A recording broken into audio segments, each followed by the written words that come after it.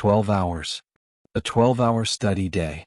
It sounds like a punishment, a guaranteed path to burnout, exhaustion, and hating everything about what you're learning. It sounds insane. But what if I told you it's easier than you think? What if the secret isn't to grind harder, but to completely redefine what studying actually is? Welcome to the ultimate guide to sustainable, elite-level productivity. We're going to treat our academic journey like the Hunter exam, a long, arduous marathon where only the most strategic and adaptable survive. The ones who win aren't those who sprint the whole way, it's those who know when to run, when to walk, and when to let the environment do the work for them. The secret is simple. You do not do 12 hours of intense, focused textbook and pen studying. That's impossible. Instead, you break your 12 hours of learning into 3 distinct categories, inspired by the types of NEN. Category 1. Enhancer sessions, 4 hours of deep work. An enhancer, like Gone, takes their natural ability and focuses it into a powerful, overwhelming force. This is your hard studying. This is where you make the most progress, but it also drains the most energy. You will schedule just 4 hours of this per day, typically as 2 separate 2-hour blocks. This is your non-negotiable, distraction-free, phone in another room time. What do you do in these sessions? Solving difficult problem sets. Writing essays or reports.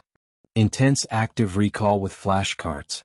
Anything that requires 100% of your focused, analytical brainpower. This is the core of your day, but it is only 1/3 of it.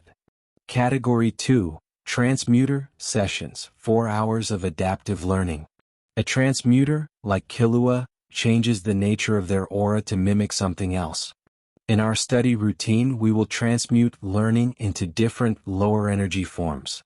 This is where you're still absorbing information but in a more relaxed, adaptive way.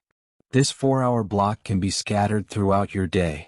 It includes activities like watching video essays or documentaries about your subject, listening to an educational podcast or audiobook while doing chores or going for a walk, reorganizing, rewriting, and beautifying your notes to improve clarity, explaining a concept you learned in your enhancer session to a friend or family member.